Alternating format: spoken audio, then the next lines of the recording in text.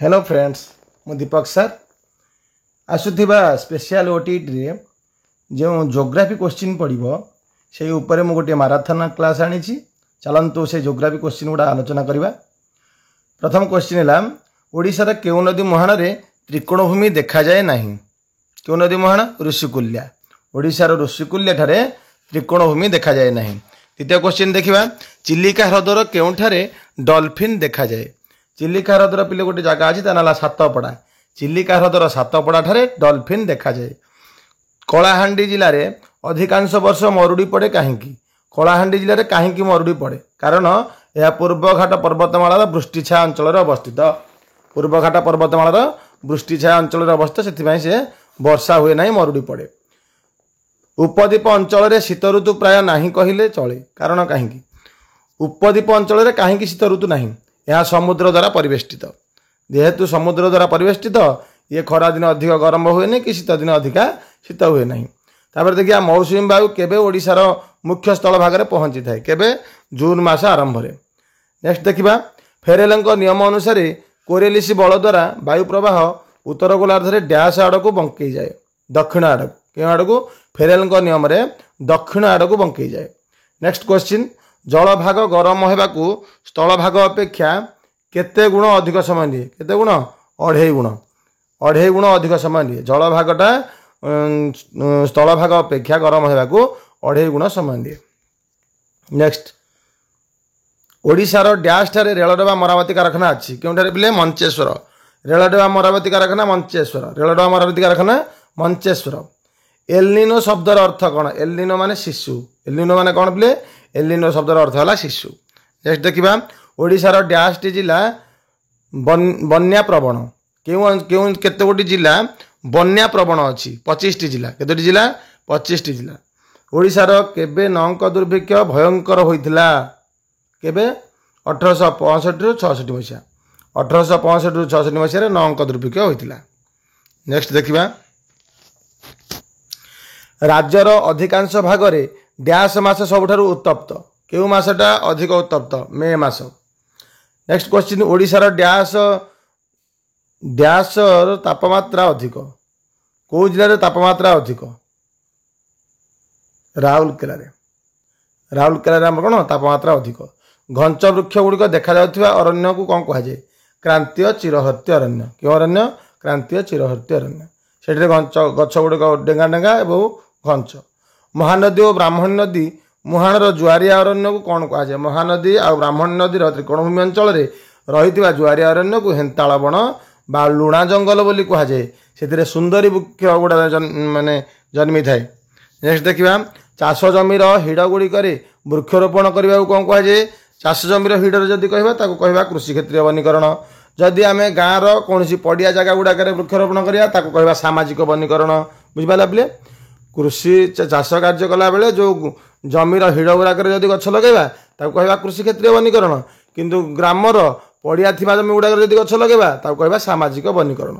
तापर देखिए जुआरिया अरण्य अंचल में मिलुथिबा डंगा तैयारी पाई व्यवहृत गछर नाम कौन। कौन पिले ता ना सुंदरी गछ है से हल्का अटे आ कौन डंगा तैयारी पाई उपयुक्त। हिमरेखा ऊपर को देखा जाउथुवा उद्भिद। हिमरेखार ऊपर को कौ उद्भिद देखा जाए तुंद्रा उद्भिद। क्यों उद्भिद तुंद्रा उद्भिद। भारत सरकार जातीय अरण्य नीति केते मसीह प्रणयन करछंती 1952। केते मसीहा पिले भारतीय अरण्य नीति 1952 मसीह भारत सरकार जातीय अरण्य नीति घोषणा करछंती। नेक्स्ट देखिबा इबोनी डैश प्राकृतिक अरण्यर वृक्ष चिरहर्ती अरण्य। चिरहर्ती अरण्यर मेहगानी मेहगानी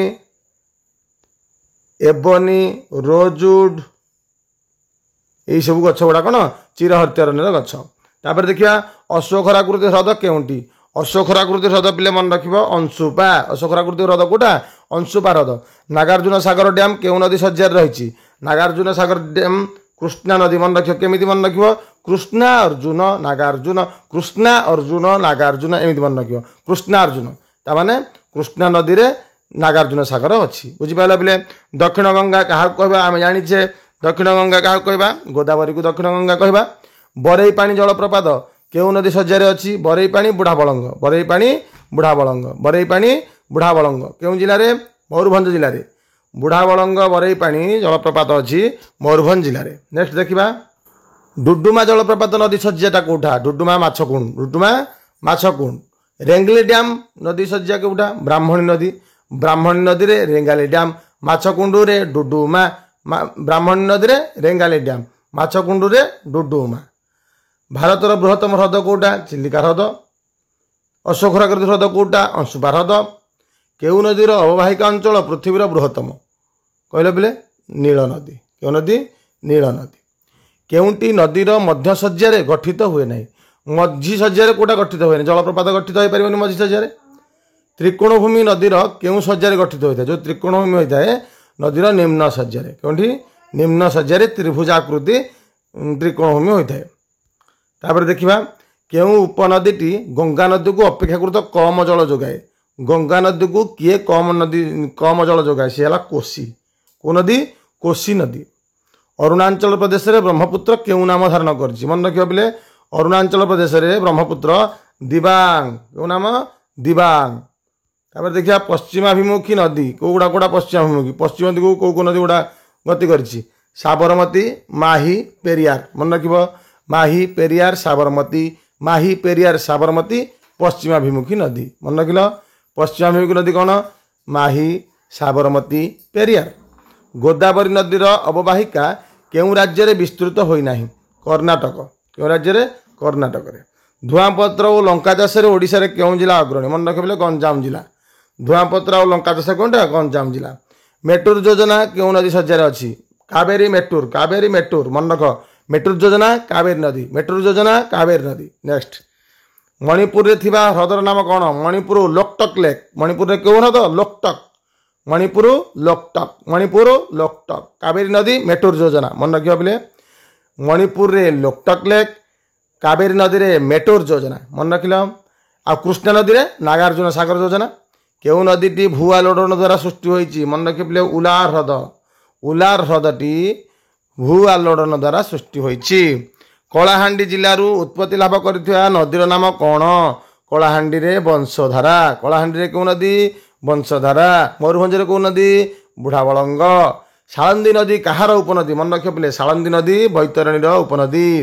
ब्राह्मणी नदी केउ नदी सहित मिसी बंगोपसागर पड़ी कई नदी सहित बैतरणी सहित ब्राह्मणी बैतरणी दुटाक मिसिकी बंगोपसागर पड़ी। शिमिलीपाल बाहर नदीर नाम कौन एनु कही बोले मयूरभंजर शिमिलीपाल बुढ़ाबलंग नदी। सालंदी नदीर उत्पत्ति स्थल कौटा मेघासन पर्वत क्यों आसी सालंदी नदी मेघासन पहाड़ रू आसी। नेक्स्ट देखा कलिंगपट्टनम रे बंगोपसागर रे केउ नदी पड़ी वंशधारा नदी। केउ नदी वंशधारा। केउटी अंतस्थलीय नदी सज्जार सृष्ट एक लवण ह्रद। अंतस्थल नदी सज्जार कौटा संबर ह्रद। केउ ह्रद संबर ह्रद। मुख्य नदी को जल जोगाउथिबा नदी। मुख्य नदी को देख यहाँ गोटे मुख्य नदी मन रही आम करवा मन गोटे मुख्य नदी को जदि जो नदीटा जल जोगेब ताकू कहवा उपनदी बुझिपारे बोले मुख्य नदी को जी जल जोगेब से उपनदी। मुख्य नदी जो नदी बाहर यहाँ कहवा शाखा नदी बुझिपारे बोले मुख्य नदी को जल जोगाइले उपनदी। मुख्य नदी बाहर नदी शाखा नदी। नेक्स्ट देखा केउ देश में पृथ्वीर बृहत्तम नदी अववाहिका अंचल अवस्थित। नील नदी आम जाने बोले से इजिप्ट रे अच्छी क्योंकि इजिप्ट। भारतर केउ नदीर अववाहिका अंचल सबुठारु बड़ गंगा नदीर अववाहिका अंचल सबुठारु बड़। तापर नेक्स्ट 50 क्वेश्चन देखा सिंधु नदी केउठारु उत्पत्ति लाभ करिछि मानसरोवर ह्रदरु। केउठु आछि मानसरोवर ह्रदरु। 50टी क्वेश्चन पे आम आलोचना कले आशा करें आपण माननकु भल लागिबो। एटा को आउ थरे टिके गड़े देबे। यही भिडियोटी आपण मानक पय निहाती भाव हेल्पफुल हेबा मु आशा करे। जेहेतु आमर अपकमिंग एग्जाम स्पेशल ओटीटी आसुची पर दिन होबाकु जाउची जो माने प्रिपरेशन करछन से मानको निहाती भाव शेयर करंतु। रहिली नमस्कार धन्यवाद।